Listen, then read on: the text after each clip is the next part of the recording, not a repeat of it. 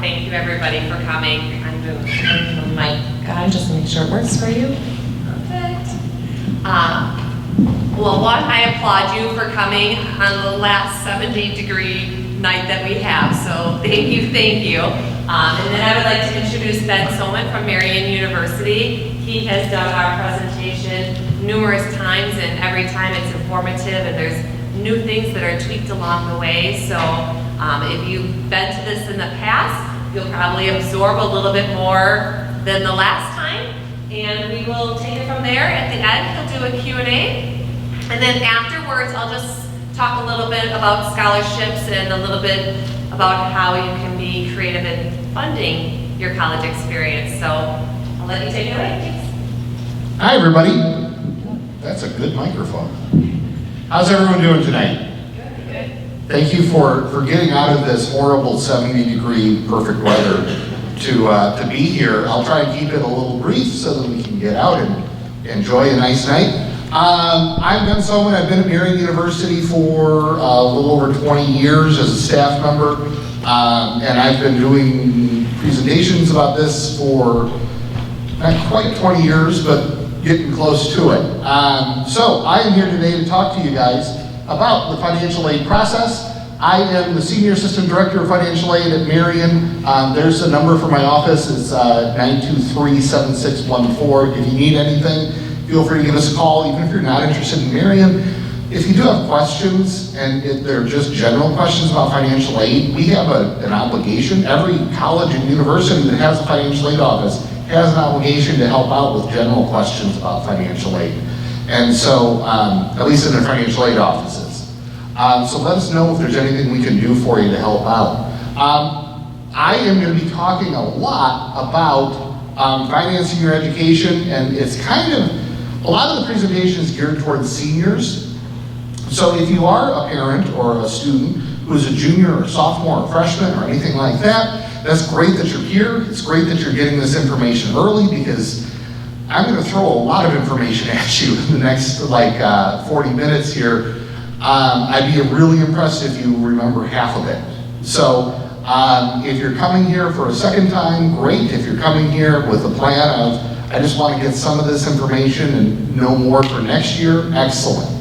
I will tell you that I'm going to go over a lot of the information about the FAFSA, the Free Application for Federal Student Aid. And this is going to be, this year will be the last year that the FAFSA is the way it currently stands. It's been the same way with minor changes from year to year for, gosh, at least 20 years now for when it's been online. And actually, probably closer to 30 years for the way it's totally been. Next year, so for your seniors, for your sophomore year of college, there's going to be a huge redo to the FAFSA. The concept of it is going to be the same, but a lot of the questions are going to be different. They're going to be looking at things in a little bit of a different way. So I just want to give you a little bit of a heads up on that. We are going to talk about the goal of financial aid, how we figure out financial aid. You know, we're not just pulling numbers out of a hat. It might seem like that sometimes, but there is a method to our madness. We're going to talk about how you apply, and that's the FAFSA, the Free Application for Federal Student Aid. Then what kind of aid is available, how to compare apples to apples. And then I'm going to go through some frequently asked questions, but I'll stick around if you have questions afterwards, because sometimes it's, you don't necessarily want to share something in front of a room full of people that you kind of know. That can be the worst time to share things. So really, the goal of financial aid is parents to get your kids out of the house. And that's a joke, of course, but I'm glad I got some smiles out of that. No, the goal of financial aid is really to assist people in paying for college. Most people, even with a state school, most people don't have a couple $10,000, $20,000, or if you're looking at private school, $30,000 or $40,000 sitting around. If you do, good for you. I don't know why you're here then. If you're like most people and you need some assistance, maybe you have something kind of saved up, or maybe you have some ability to pay, financial aid is meant to be that leveler with it. Financial aid is really supposed to be that bridge. There's a cost for the school on one side, There's what you have to pay on the other side. Financial aid is supposed to help you get there. It's not meant to just completely pay for college, although it might do that. It's not meant just for super poor people or super rich people or people who go to really fancy schools or people who go to really poor schools or anything like that. It's meant for everyone. So there is some, like I said, there's a method to our madness, and the principle of the needs analysis here, it really jargony sounding terms there, but what that really means is if you give the money, you get to make the rules. And so the government is the biggest supplier of financial aid.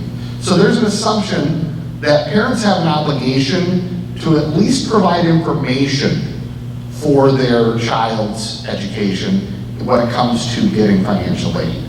Now that does not mean parents are obligated to pay for their child's education. That's a decision that you make with your child.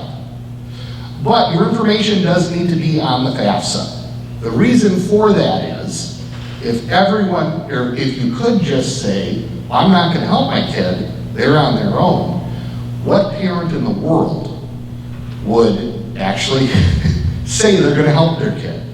Elon Musk's children, or Bill Gates' children, or any other billionaire, Jeff Bezos' children, would be getting free money to go to school. And that's nothing against them. They've earned their money fair and square. But there is a process. Their information would have to be on their child's FAFSA unless they're at least 24. So the government has established some rules to make it fair, but they also do give us room for special circumstances. So if something has changed in your financial situation, schools can look at that and say, oh, okay, you're in a gray area. This isn't just really black and white. Like I said, whoever gives the money gets to make the rules, so it's the Department of Education and Congress that make the rules with the federal money. It's the state and it's called HEAB, it's Wisconsin Higher Education Aids Board. They make the rules for state money. Basically everything has to be fair and even though, the way it's done. Those rules apply to all schools. Those rules have to be treated the same way at each of the schools. So when we figure out your aid, we first have to figure out how much is it going to cost. So we're creating a budget for every student. We're factoring in direct costs like tuition, fees, if you're living on campus, housing and meal plan costs. Even if you're living off campus, there's going to be some costs with paying for food and housing. Transportation expenses, books and supplies, just like living expenses. All of that goes into the cost of attendance for each student. Every student also gets an expected family contribution. When you fill out the FAFSA, the free application for federal student aid, the number it spits out at you is an expected family contribution. That's the number that the government expects the family to be able to contribute. Now that's not the number that you have to contribute, but that's the number that we're going to use to help figure out what age you should qualify for. That number could be anywhere between 0 and $1 million. There's 4 main things that go into that calculation. Student income, student investments, parent income, and parent investments. Those are the big areas that everything kind of falls into. And if the student's independent, if the student's parents' information does not need to be on the FAFSA, then there's only 2 things: student income and student investments, or student assets. Basically, figuring out financial need is a really simple formula. You'll learn how to do this in 1st grade. You take the cost of attendance, you subtract out the expected family contribution, the remainder is your financial need. Now, you could have a really high financial need, you could have a really low financial need. We still figure that out for every student. And that financial need can vary from school to school. Okay, school number 1 could be Harvard, costs a lot to go there, right? School number 2 could be Oshkosh, reasonably priced. School number 3 could be Moraine Park. Tech school, not a lot for tuition. Your expected family contribution, though, is exactly the same. So you've got high financial need at Harvard, okay? Moderate financial need at Oshkosh, low financial need at Moraine Park. What you can contribute is the same at every school, but the aid you might receive at every school would be different, okay? So what do you have to do? First of all, before a school can give you any money, you have to be admitted to the school, okay? So we're right in prime time now to be applying to schools. If you're a senior, get those applications done, get them in. If there's any deadlines for like early application scholarships or early application decisions or things like that, make sure you get in before those deadlines. Get an FSA ID, Federal Student Aid ID. This is your username and password that you use for the FAFSA. Now, it's not that difficult to get that you're going to be hugging each other because you finally got it. At least for most people. I don't know, you might have like a really great relationship with, parents and kids. That's great if you do. But student and parent both need an FSA ID. Okay, the student needs it, and then one of the parents whose information is on the FAFSA needs an FSA ID. And then fill out the FAFSA. Studentaid.gov is the place for both of those. The FAFSA is the free application for federal student aid. I'll get into some detail on how to do that. Step 4, check to see with each school that you're sending the FAFSA to if they have anything else that they're requesting, or they'll let you know. There might be some additional forms they have you fill out. Some schools have their own financial aid forms that they want people to fill out. Sometimes the government might pick you to, hey, we need to double check the work on your form, on your FAFSA. You need to turn in some information to each school. So make sure you check to find out anything like that. Timeline, everyone here now is ahead of the curve. The time you can apply for the FAFSA is anytime after October 1st of your senior year of high school. Okay? You can actually get the FSA ID anytime. But each school does, or many schools do have their own deadlines as well. Sometimes it's a hard deadline that we're not going to award you anything other than what the government says we have to give you after this certain date. Sometimes it's a soft deadline. We prefer you have it in by December 1st or something like that. You do have to do it every year, so apply early. Okay, some schools do start to run out of some funds early, so this is really a case of the early bird gets the worm. Now, perfectly fine if you haven't decided on where you're going to school on October 1st. I mean, I'd be impressed if you know exactly where you're going to school on October 1st. You can always go back and amend the FAFSA to send it to different schools. And that's a really, really common reason to go back in and make a correction to your FAFSA to send it to a new school. So get the FSA ID, studentaid.gov. Like I said, parent and student each need to get one of these. Couple tips for this. Don't use the same email address as each other. Don't use the same phone number as each other. So if this is a case of mom saying, hey, I'm going to sign up junior, I'm not sure what to use for the email address, I'll just use mine. That's okay, but mom, don't use the same email address for you. Okay? Also, I don't recommend using school IDs or school emails, because students, remember, you're probably going to be losing your school email right after you graduate. Parents, I don't recommend using work emails either. Although, hopefully you're still at your job after, early June. So, you have a little bit more leeway with that. Getting your FSA ID though is gonna take you maybe 5 minutes, okay? I do recommend though, do that before you sit down to do the FAFSA.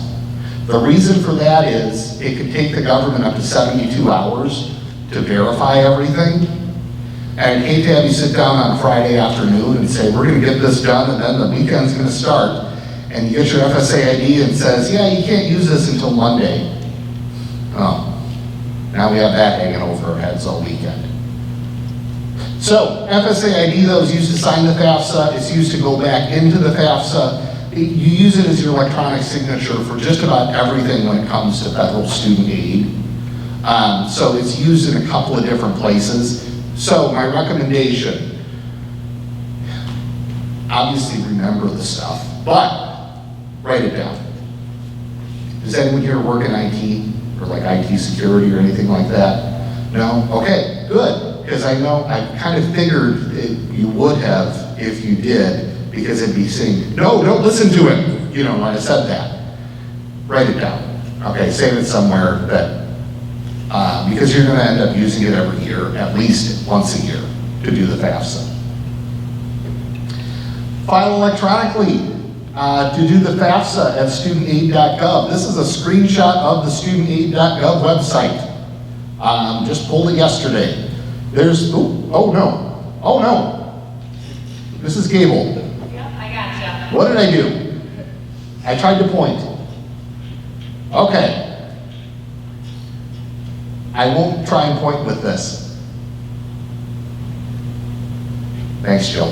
Yeah. Okay, studentaid.gov, there's a big login button. Everyone see that there? Right below it, there's create an account, or create account. Create account is where you get your FSA ID.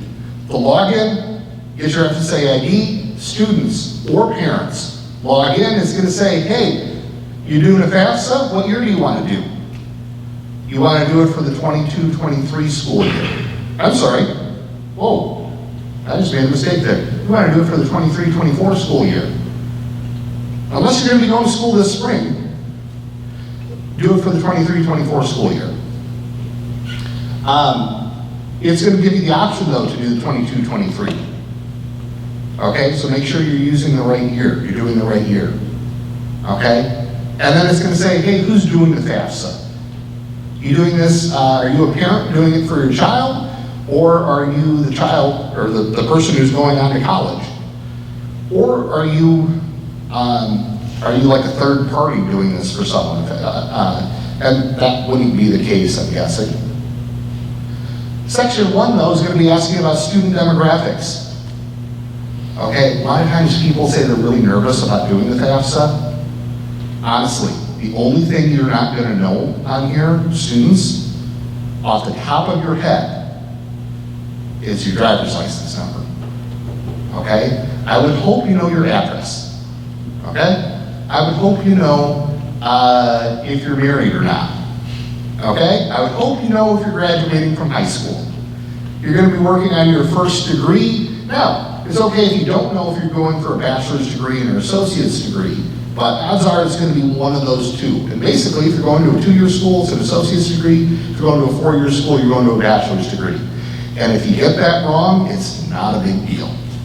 Okay? A lot of section 1 is also going to pre-fill in because this information is going to come over from your FSA ID. Section 1 is going to be really easy. You're going to knock it out in just a few minutes. Section 2 is school selection. They want to know what high school you go to, because they want to make sure you're not like just going to a diploma mill. So you can look up Horace Mann there. They also want to know where's your FAFSA going to be sent to. You can send the FAFSA up to 10 different colleges and universities. Okay, so you don't have to have your mind made up on where you're going. Now, does the order matter? Not really, but I do recommend put your top choices near the top, because if it is like the 6th, 7th, 8th, 9th, 10th, there can be a little bit of a lag in the school getting it. So if you put your top 3 choices right near the top. If you need to go back and change it, go ahead, go back and change it. You can look up the schools using their their name and their address and that kind of thing, or where they're the state and the city. Or you can look them up by the school code. That's what that green arrow is pointing to. So the school code is something like 003861, which also happens to be Marion University's school code. This is really the only time I'm going to plug Marion here. It's 003861, in case anyone's interested. It's going to be something like that. Careful if you're just Googling it though, okay? Because that's an easy way to get it wrong. There's also Marion University in Indiana. We have no affiliation. And that's the only way people are going to accidentally send their FAFSA to that Marion instead of our Marion, is just by Googling it. And especially when you're getting into UWs, I want to look up UW Oshkosh, or I want to look up UW System. All of them are going to have different codes. So just be careful if you're just Googling. Sometimes it can be better to use search by state and then city or name, okay? You can have a different choice though for each school for where you're living. If you're going to live on campus, if you're going to live at home, or if you're going to live off campus. Section 3 is dependency status. This again, students, you're going to know this off the top of your head, okay? Are you married? Well, actually, it asked you that earlier in the FAFSA, so it's already going to know the answer to that. Are you working on a master's or a doctorate? You're coming right out of high school? No, you're not. Not yet. Maybe down the road you will. You're working on an associate's or a bachelor's degree. You have children that you're supporting. I hope you know about that, if you are. Were you in foster care? Are you in the military, or are you a veteran? Are you homeless or at risk of being homeless? It's going to keep asking you yes or no questions. If you answer yes to any of them, you're independent. You don't need parent information on the FAFSA. If you answer no to all of them, then we need parent information on the FAFSA. The vast majority of people coming straight out of high school are going to need parent information on the FAFSA. If you say no to that, or if you say yes to any of those, schools might have to follow up to say, okay, we need some documentation to show that. Section 4, parent demographic information. This is where it's good to have mom and dad sitting down when you do the FAFSA. Okay, because students, I do not expect you to know your parents' social security numbers. I'm actually a little concerned when I meet with students and they do know their parents' social security numbers. Students, though, you better know your parents' birth dates, okay? Because it asks for that. And it's always big decision time when I'm meeting with a guy, and it's like, okay, do you know mom's birth date? Mom's sitting right there, and mom says, yeah, do you know my birth date? Better know it. So it asks for parent information. It's the parents that are providing the most support. So if you're a traditional nuclear family, mom and dad, you're both living in the household, obviously we need both your information. If there's a divorce or a separation, and it's only one parent living there, then we just need that parent's information. We don't need the parent's information who's not living with you. If there's a remarriage, so let's say the parents got divorced, and now you're living with mom, and mom's gotten remarried, you're living with stepdad. We do need stepdad's information on the FAFSA. Okay? So there's actually pretty cut and dry rules with that. We can talk about that more if you have questions about that afterwards. There's some self-reporting. It wants to know how many people are living in the household. This question actually does trip up people from time to time. It's asking here, hey, we know you said that there's 2 people in the household and that there's you. So we know there's 3 people already. Are there other kids living in the house, like other dependents of the parents? And then, are there other people other than kids that are living with you? There's grandma living with you. Or you have an uncle that well, what's he do there? He lives in the house. Okay, is he supporting himself? Why would he be living with us if he's supporting himself? Okay, cool. We're not going to go into further questions there. That gets reported on there as well. Or it might just be an older child that's not considered a dependent anymore when it comes to the taxes, but they're still living there. That's okay. How many of those people are in college then? Is it just you that's in college, or are there going to be other people in the household that are in college? One word of caution here though, parents, if you're in college, that's great. That's not something you can report on your child's FAFSA though. You can do your own FAFSA and report yourself as being in college. But parents in college is considered a special circumstance. Schools have to make the decision on whether we allow that or not. Financial info. Parents, it's going to ask you a few questions like, did you already file your taxes for 2021? I mean, it's going to be October, so you'd be like 6 months late if you haven't. So I hope you have. But if you already filed your taxes, if you did not file an amended return, it's going to say, you want to do the IRS data transfer, the IRS data retrieval tool? Yes, you do. I highly recommend that because that's going to say, okay, let's go to the IRS's website. Let's just scrape the information off your taxes and let's put that on your FAFSA. And it even says to you, hey, we're going to take this information. We're not even going to tell you the information though. So you don't have to look at that and say, no, I don't think that's right. You don't even see it that way too if you don't want your kid to see it. They don't see it. It's going to say, do you want to transfer this over to your FAFSA? Yeah, you do.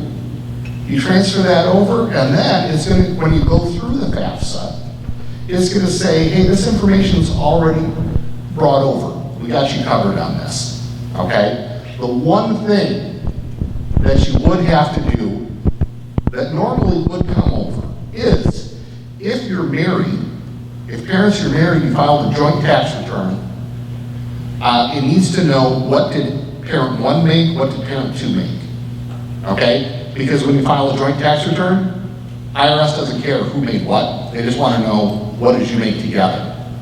FAFSA, we do care who made what. Because we want to compare how much more does dad make than mom. No, we're kidding. They want to know because in case you have a special circumstance, because let's say dad loses his job, we need to know who's to be adjusting. Okay? So, it's just kind of a double check sort of thing. There's a couple other things on there as well, like how much do you have in cash savings and checking, how much do you have in investments.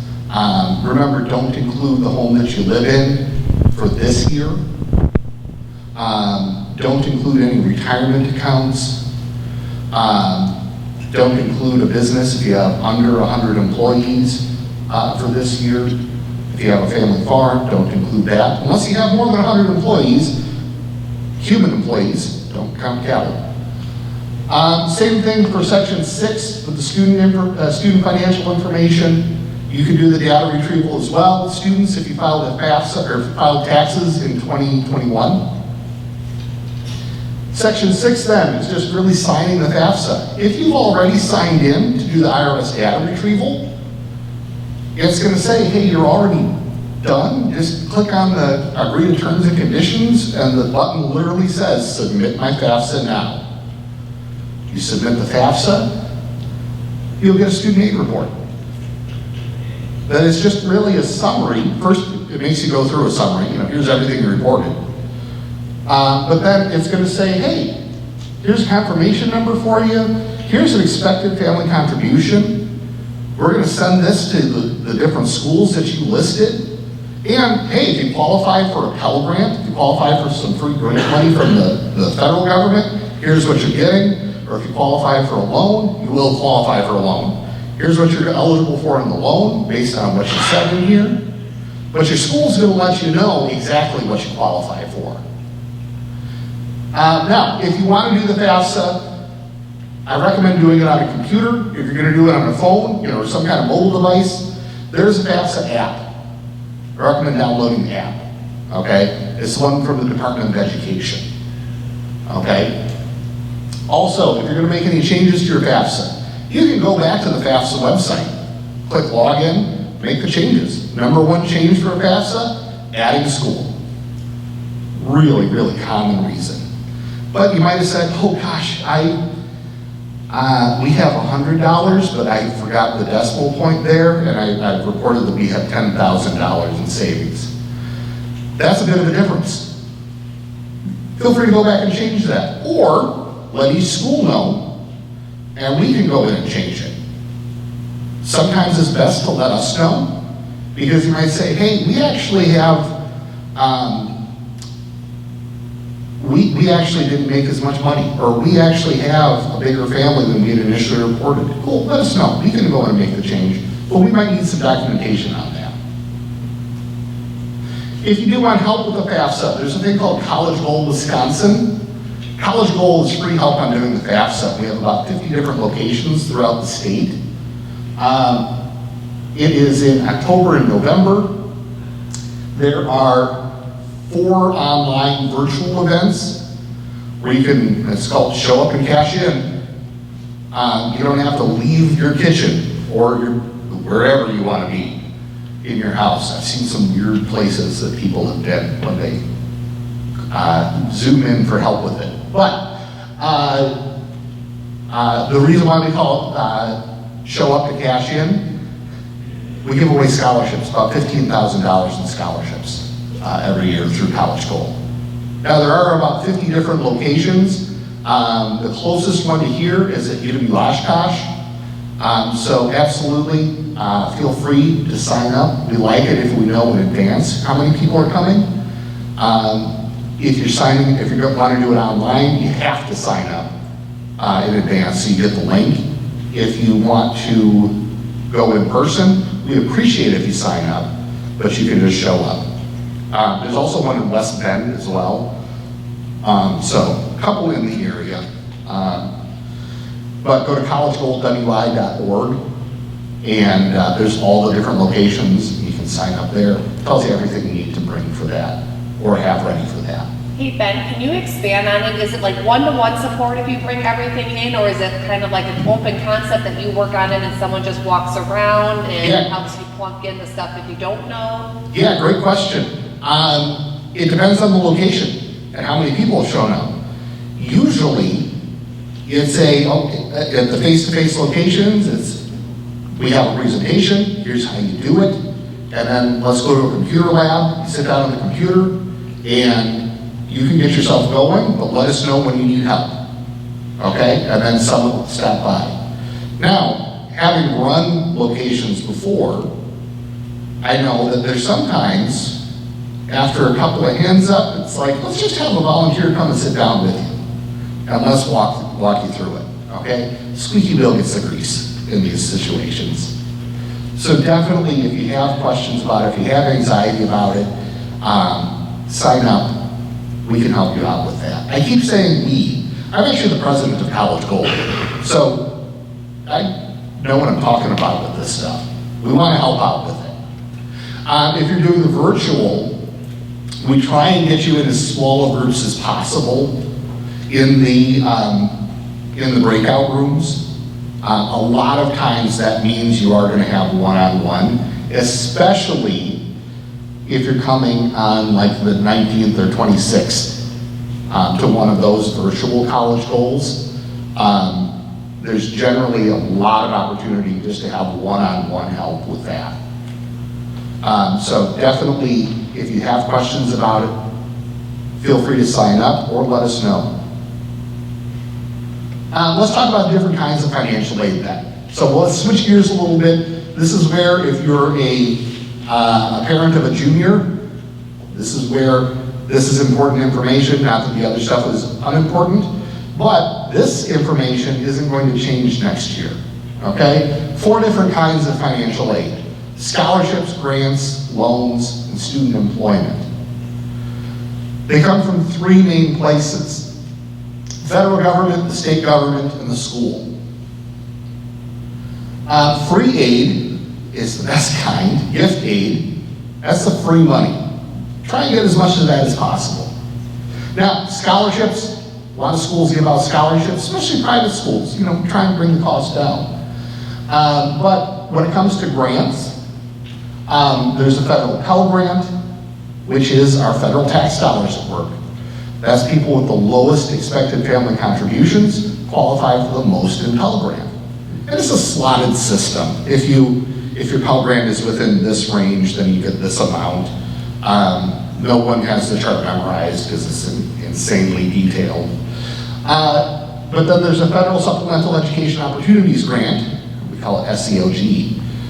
That is, schools have a limited supply of that. So each school gives it out differently, but that's another reason to apply early, because once schools run out of that, then they're out of that for the year.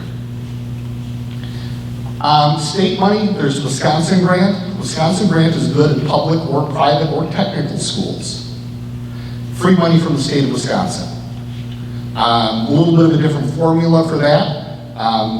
The top end isn't quite as high as it is for Pell grant, but it's still a really nice grant if you can get it. All based on your FAFSA information. There's a thing called the TIP grant. That's a separate application that you might have to do if you qualify because you're a first generation and low income college student. Institutions do give out money of their own as well. And a lot of times that could be based on the FAFSA or that could be based on academics.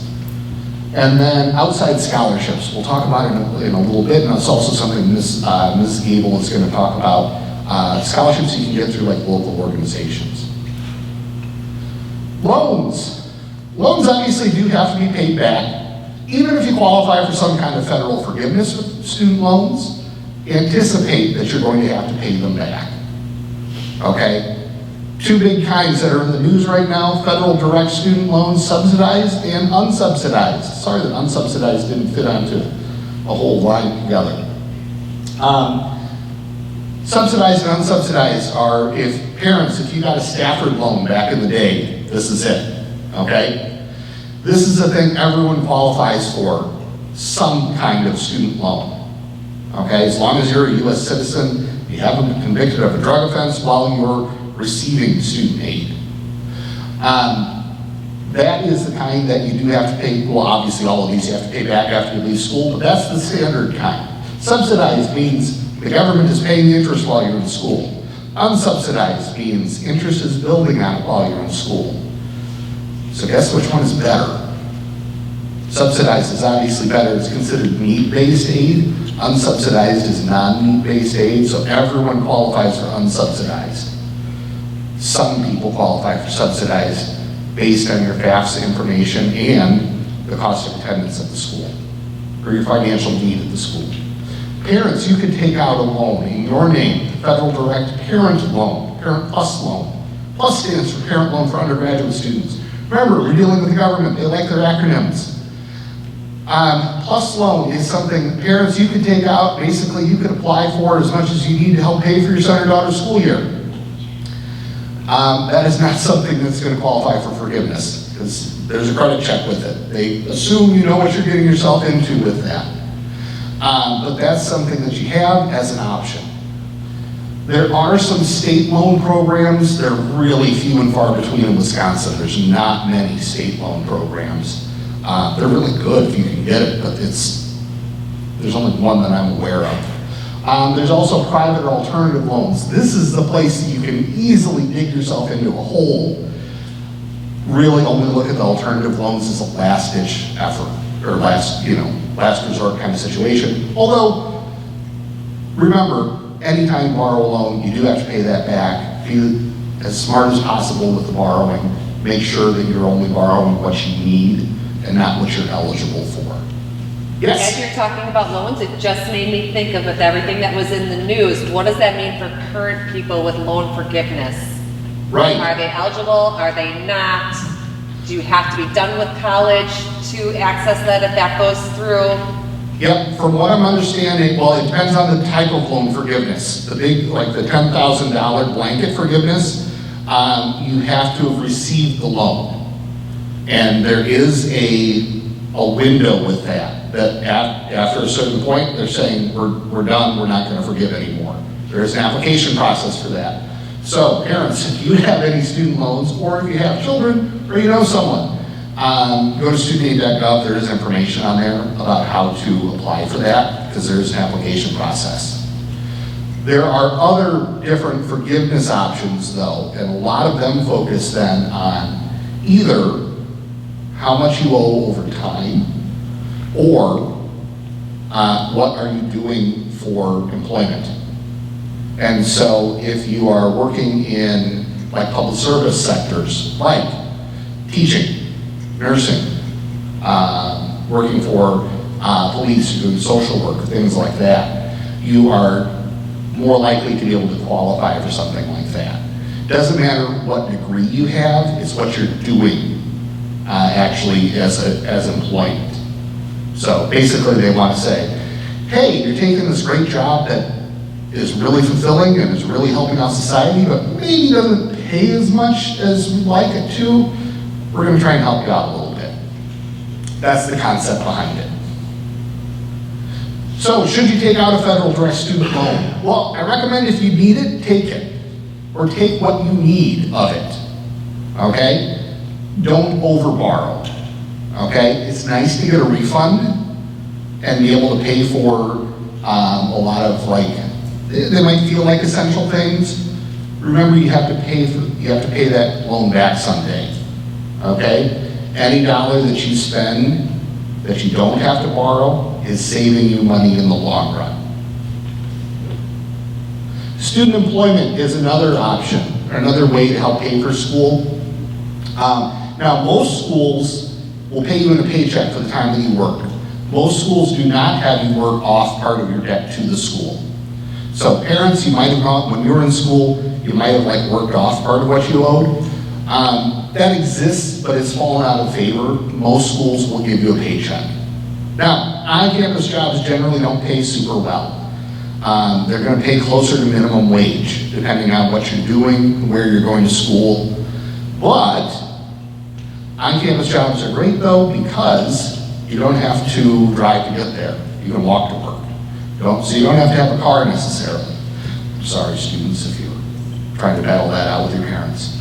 On-campus jobs are also nice because you get to know the campus a little bit better. You get to know other students a little bit differently. On-campus jobs can also open up possibilities to be able to qualify for scholarships, because a lot of times if we have scholarships that we haven't awarded, or there's a small application pool, we go looking. We go looking to other offices. You see people who are working on campus, you're more likely to get a shoulder tap and say, hey, you want some money? So consider that. It's also good for time management skills. At least at Marion, students who are working between 10 and 15 hours a week do better in school, because you have time management built into your schedule, more time management built into your schedule. How to compare different financial aid offers from school to school. Oh man, I can't tell you how many times I've gotten phone calls from families that say, hey, this other school is offering us $1,000 more. I'm like, cool, $1,000 more than we're offering you? Yeah. You know that school costs $10,000 more than us. Yeah. Can you match it? No.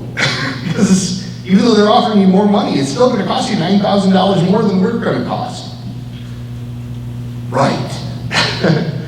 So take tuition and fees, subtract out, or you add anything, all of your direct costs together, subtract out room and board costs. Or I'm sorry, subtract out any kind of aid that you're getting. Scholarships, grants, if you're going to take out your student loans, subtract those out. Do not subtract out federal work study. If schools offer it to you up front, that's completely fine. But remember, either you're going to be paid in that, or you have to work to earn that. That's not a given that you're going to have that.